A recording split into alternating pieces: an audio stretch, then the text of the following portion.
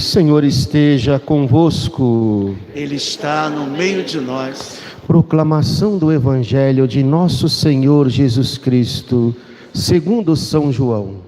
Glória a vós, Senhor. Depois de lavar os pés dos discípulos, Jesus lhes disse: em verdade vos digo, o servo não está acima do seu senhor, e o mensageiro não é maior que aquele que o enviou. Se sabeis isto e o puserdes em prática, sereis felizes. Eu não falo de vós todos, eu conheço aqueles que escolhi, mas é preciso que se realize o que está na Escritura: aquele que come o meu pão levantou contra mim o calcanhar. Desde agora vos digo isto, antes de acontecer, a fim de que, quando acontecer, creiais que eu sou. Em verdade vos digo, quem recebe aquele que eu enviar, me recebe a mim. E quem me recebe, recebe aquele que me enviou. Palavra da salvação. Glória a vós, Senhor.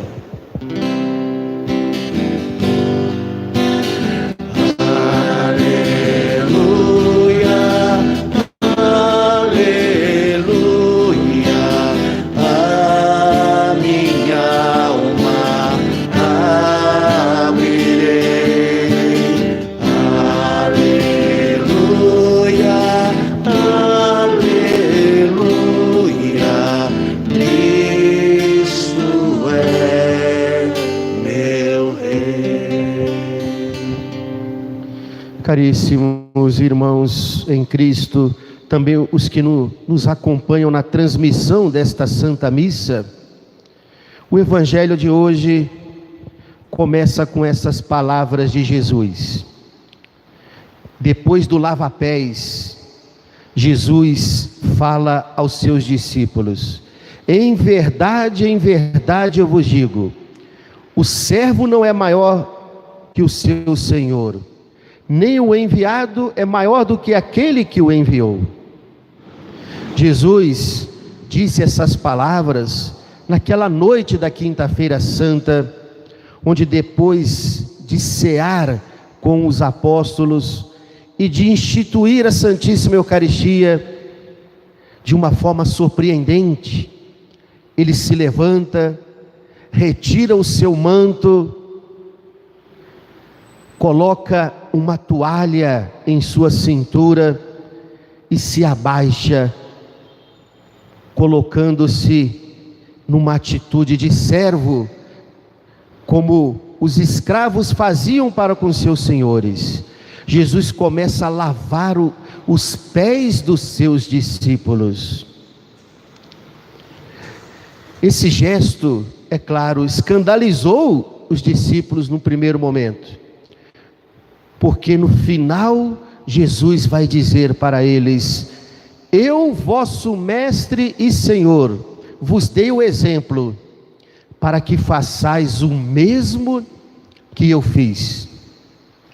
Na verdade, o gesto do lava-pés mostrava o que foi a vida de Jesus. Toda a vida de Jesus foi um lavar os pés dos outros. Ou seja, toda a vida de Jesus foi um se abaixar para levantar aqueles que estavam caídos em seus pecados. Jesus nunca tirou o avental da misericórdia. Este serviço da sua misericórdia, que chegou ao extremo da entrega da sua vida na cruz, pela redenção do mundo. Nunca podemos nos esquecer que o maior serviço que Jesus prestou para a humanidade, e ele veio justamente para isso, foi entregar a sua vida na cruz pela salvação dos pecadores. Esse espírito de serviço, de querer se doar pela salvação dos pecadores, moveu a vida inteira de Jesus. E é o maior serviço que a igreja pode continuar prestando, dando continuidade à missão do Cristo. Anunciar o Evangelho, celebrar os sacramentos, em especial a Eucaristia, anunciar o Cristo, e tudo para a salvação dos pecadores. Este espírito de serviço, de doação pelo bem dos outros, está cada vez mais distante do coração das pessoas. A maioria quer se servir dos outros, mas não querem servir, não querem se doar pelo bem, pela salvação dos seus irmãos. Hoje, quase não se vê essa bondade gratuita, o serviço desinteressado, o querer se doar pelos outros. E nós católicos temos que tomar consciência dessa verdade cada vez mais.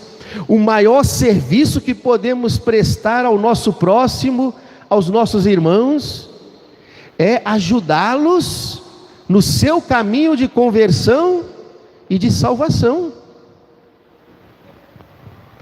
Hoje estamos celebrando uma das maiores figuras femininas da igreja do segundo milênio do nosso cristianismo, né? Santa Catarina de Sena, virgem e doutora da igreja.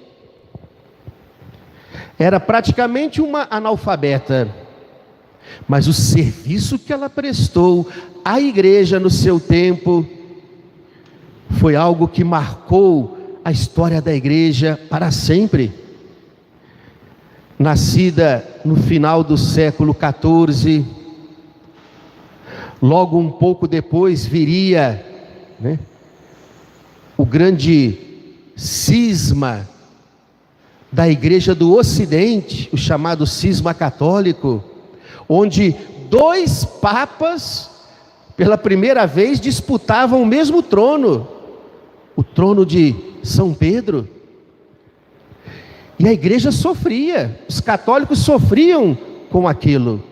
Há 70 anos, a sede de Pedro estava vazia em Roma, porque o Papa, que deveria estar em Roma, presidindo a igreja, foi para Avignon, na França.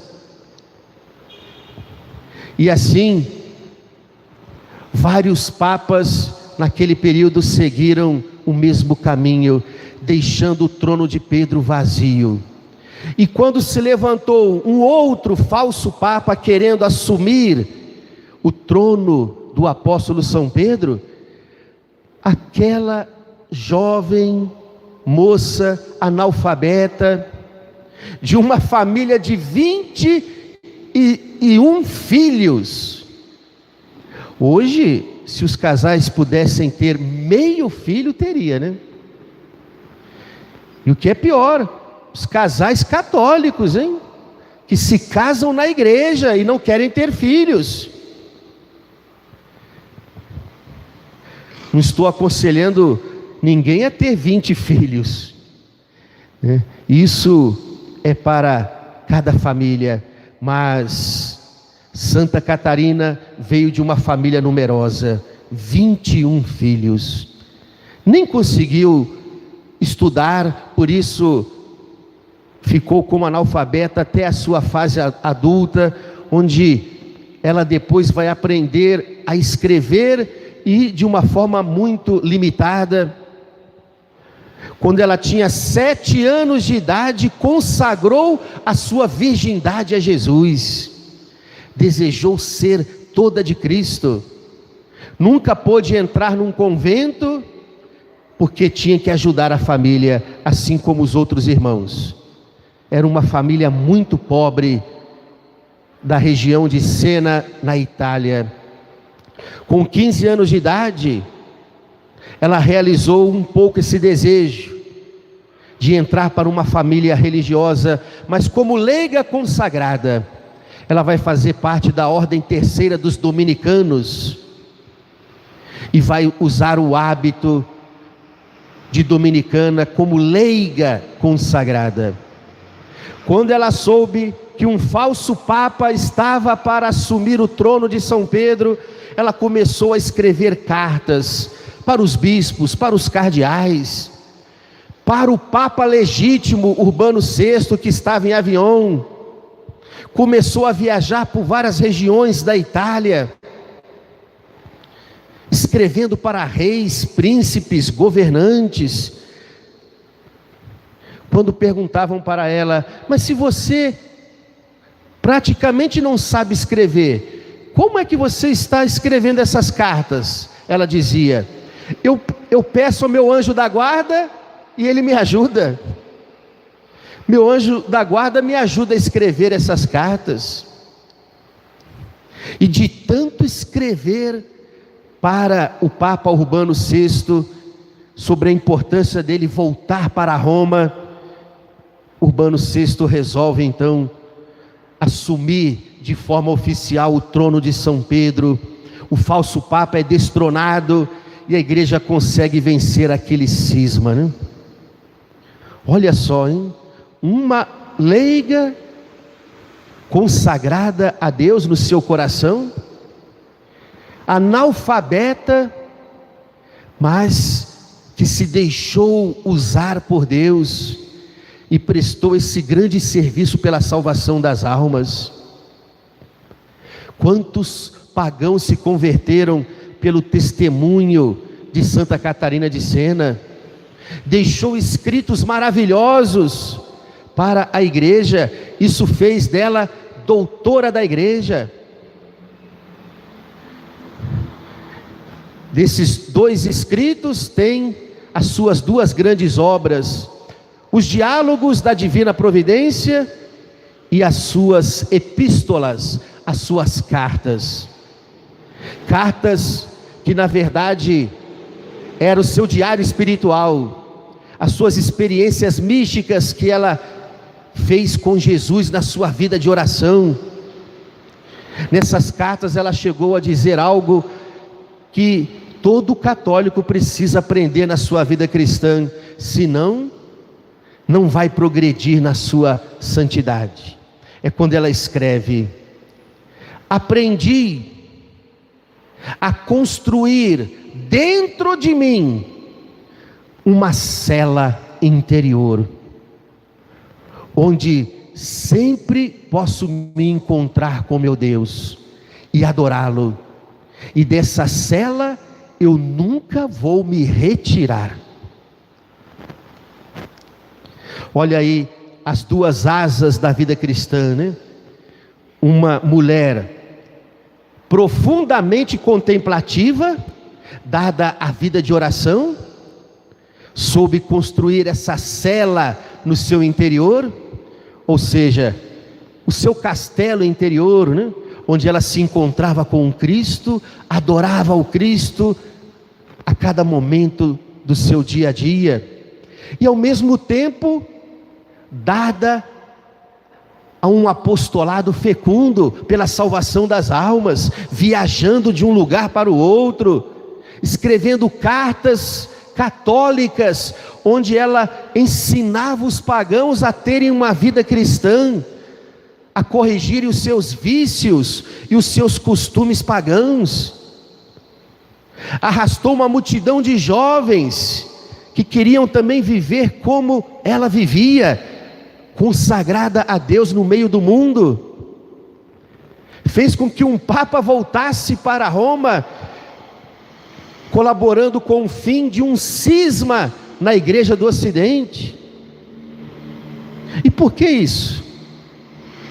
Por que tantos frutos no seu apostolado? Porque ela vivia aquilo que deve ser a prioridade para a vida cristã, que é a vida contemplativa. Não precisamos entrar em mosteiros para viver a vida contemplativa. Quem é chamado para essa vocação tão especial, tudo bem, Mas não pensemos que a vida contemplativa é apenas para quem entra nos mosteiros ou nos conventos. Cada cristão, no seu dia a dia, precisa aprender a construir a sua cela interior. Cela é o mesmo que um quarto de oração, um lugar de oração, onde você vai aprendendo a viver nessa profunda comunhão com Deus. Santa Catarina nunca conseguiu entrar no convento, mas ela fez do seu coração um convento. E por causa dessa vida de intimidade com Deus, pela oração, ela pôde dar tantos frutos pela salvação das almas. Qual é o maior serviço que podemos prestar aos nossos familiares, aos nossos irmãos mais próximos, aqueles que convivem conosco? É dar Jesus, o Jesus que habita em nós, é dar Jesus para os outros. Mas só se dá aquilo que tem. Se a sua alma é vazia, se você não é uma pessoa de oração, se você não sabe se recolher no seu dia a dia, na sua cela interior, você não vai ter nada para dar aos outros. Talvez vai ter boas ideias, talvez vai fazer muitos serviços na igreja ou dentro da sociedade, mas não vai ajudar na salvação das almas, que é o maior serviço que podemos prestar ao mundo de hoje. Somente alguém que sabe no seu dia a dia se recolher na sua cela interior, alguém que sabe buscar esse Jesus que habita no mais profundo de nós, somente alguém assim cheio de Deus vai ser capaz de dar Deus para os outros. Aprendamos de Santa Catarina de Sena, essa grande servidora de Jesus, né? Deus também quer usar de nós. E não pensemos que precisamos de fazer grandes coisas para prestar o nosso serviço a Deus. É no nosso dia a dia, no nosso testemunho de fé, na nossa maneira de amar o nosso próximo, de apresentar Jesus para os outros. É no cumprimento do nosso dever de cada dia, o nosso trabalho, nossas tarefas, feitas para a glória de Deus e para o bem de nosso próximo. É a nossa fidelidade, a nossa vida de oração, é as nossas penitências de cada dia que podemos fazer, oferecendo a Deus pela conversão deste mundo. Jesus, Ele procura servidores, ainda hoje, e por isso Ele nos oferece o seu avental, o avental da sua misericórdia, para que a gente não meça esforços na doação da nossa vida pela salvação de nossos irmãos. Louvado seja o nosso Senhor Jesus Cristo.